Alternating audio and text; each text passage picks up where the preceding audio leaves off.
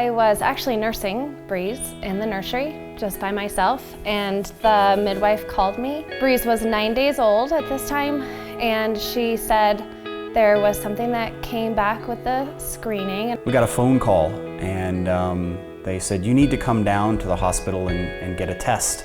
And they said it was a PKU test, and that Lucy had tested positive.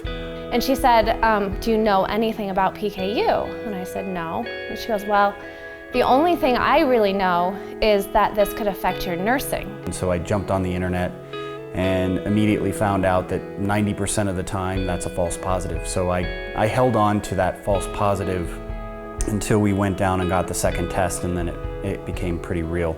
And nursing had been going fantastic, and I was like super, happy that I was giving this perfect stuff to my child to grow. And then all of a sudden I just remember having this thought that I could be poisoning my newborn. When you get there, it's still just very foggy. They're giving you information, and as you go through the information, you're trying to take in as much as you can. But really, in the back of your head, you're just waiting for the part, well, there's a cure. Right. And that part never came.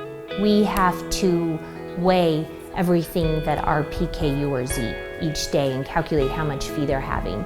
As a comparison, both Lucy and Lucas can only have 4 grams of protein a day. 1 slice of whole grain bread is 4 grams. That's their full day allowance of protein. One of my concerns, since Breeze is a girl, for both Michelle and I, since Lucy is as well, is maternal PKU. You have to control your blood Phe levels, and if those blood Phe levels are not controlled, it will result in maternal PKU syndrome with the baby. And what that is the effects on the baby are intrauterine growth restriction, microcephaly, congenital heart anomalies, and developmental delay. When you're a teenager, you really don't like feeling different, and PKU makes you feel very, very different. PKU is an inherited disorder that involves a problem with protein metabolism. Individuals have trouble metabolizing a very specific part of protein, a specific amino acid, phenylalanine. The elevated blood phenylalanine actually damages the brain. And so it's important from a treatment standpoint to try to reduce the phenylalanine levels in the body as much as possible to try to prevent the brain problems. And we treat them initially with a dietary therapy that reduces their intake of phenylalanine. Foods that I can't eat include pizza, hamburgers, fish and steak, milk, chocolate milk, ice cream. You're hungry. When you have PKU, you're hungry pretty much all the time. Dietary therapy alone is very difficult for many people, the majority of people, to keep their blood Phes down where they need to be. I was diagnosed at birth. They put me on a formula right away at birth. Then I went pretty much completely off my diet as my late teens, early 20s. And that was a big mistake. And that's partially how I have some of my problems, is how I lost track of my diet.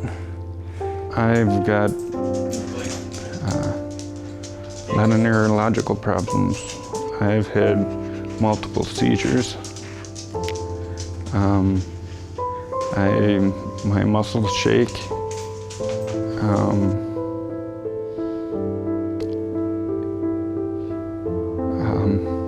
I don't know, basically my neurological system is shot from being off diet. A lot of our teens and adults are no longer on dietary therapy because it is so difficult to do every single day for the rest of your life. Well, it's really hard. I can't have a lot of stuff that my friends can have, like chocolate, pizza, and all that stuff. Sometimes it really frustrates me. And I bet that's the same for all the other kids that want a cure too. The existing therapy is not good enough.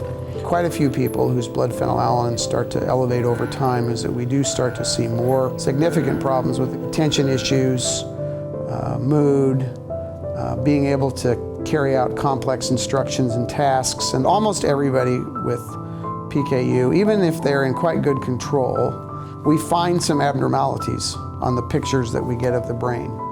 Primarily, the most common thing that we see is that the white matter, which is sort of the wires that connect all the different parts of your brain, seems to be abnormal in its consistency, if you will. It's something you think about all the time, and you can't not think about it. There's no break, there's no weekend break from it. It's something that we deal with daily. Right now, the burden of Lucy and Lucas's PKU treatment falls on us.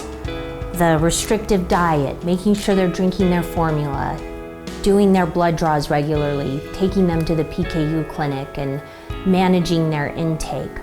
But what worries me is that someday that burden falls on their shoulders every single day. I worry about do the kids, or will the kids, stay on diet, especially when they reach teenage years. I think, it's one thing for a teenager to act out and decide to sneak out at night. It's another thing for them to start going off diet and not telling you about it. And I worry about the impact to brain development. I would like my friends not to feel hungry anymore. Your investment here tonight will help us fund the most promising peer-reviewed research that will lead to new therapy discoveries and an eventual cure for PKU. PKU is largely a disease about limits. Its effects can put severe limits on a person's ability to develop, function, and thrive. Help us face fewer limits and brighter possibilities for the future. Please help us Lift the limits For PKU!